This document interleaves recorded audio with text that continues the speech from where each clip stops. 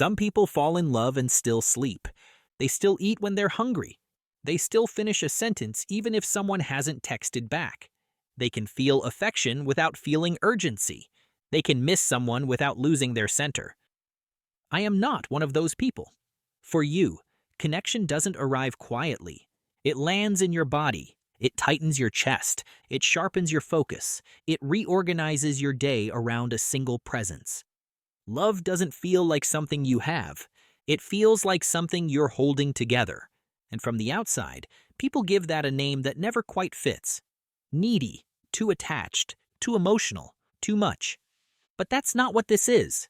This isn't a lack of self-respect. It isn't immaturity. It isn't weakness. And it definitely isn't that you love harder than everyone else in some romantic, tragic way. What you're experiencing has very little to do with love as a feeling. It has everything to do with love as safety.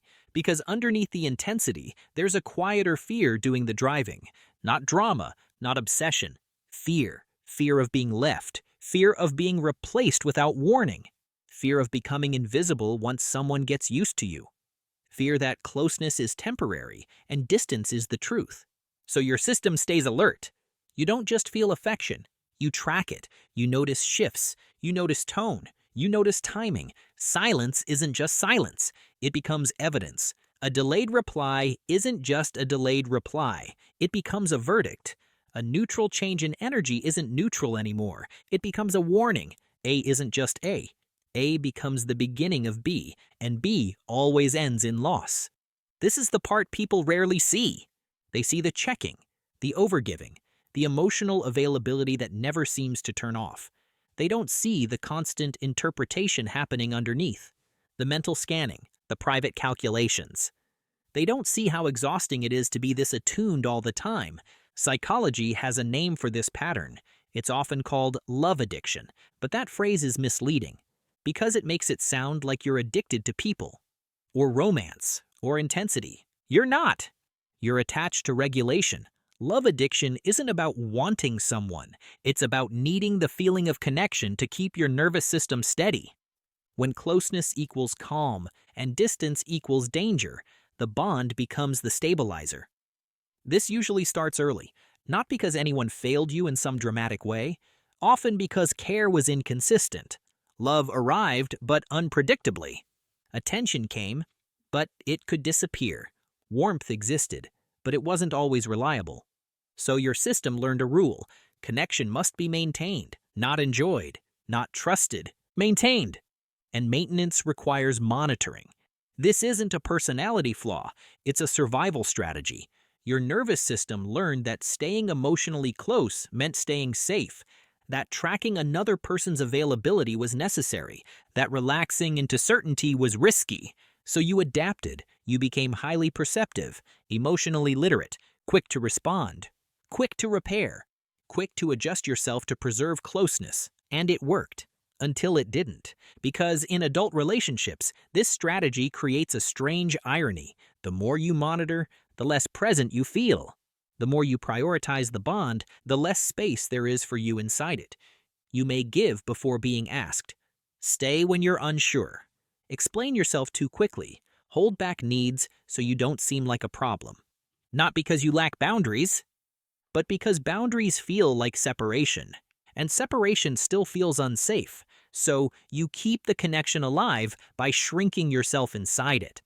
The emotional cost of this isn't dramatic. It's quiet. It's the constant background tension, the inability to fully rest when you care about someone, the way joy always feels slightly conditional. You might be laughing, but part of you is listening.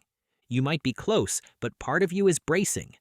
Peace becomes something you earn through reassurance. Safety becomes something someone else provides, and that's exhausting.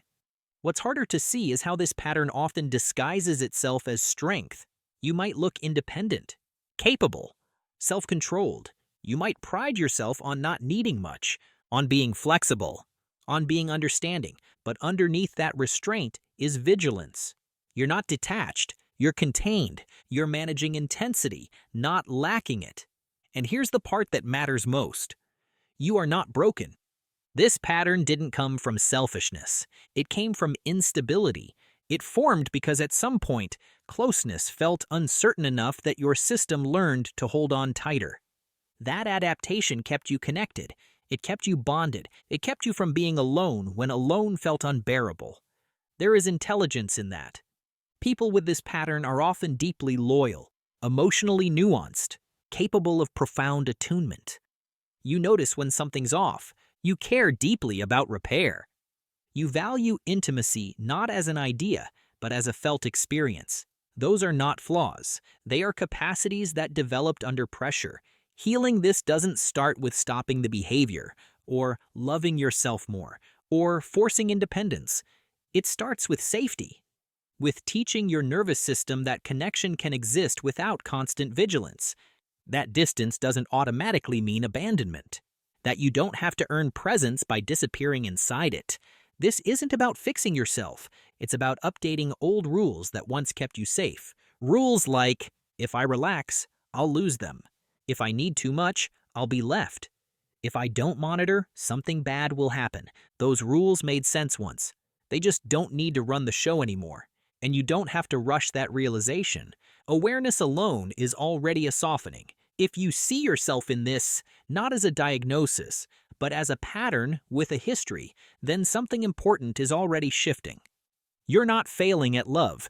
You learned it under conditions where love had to be watched closely to survive. And that means you're not incapable of healthy connection. It means you've been practicing closeness with your nervous system on high alert. There is nothing wrong with wanting connection. There is nothing shameful about needing safety, and there is nothing weak about a system that learned to adapt when consistency wasn't guaranteed. You're allowed to learn a different pace now.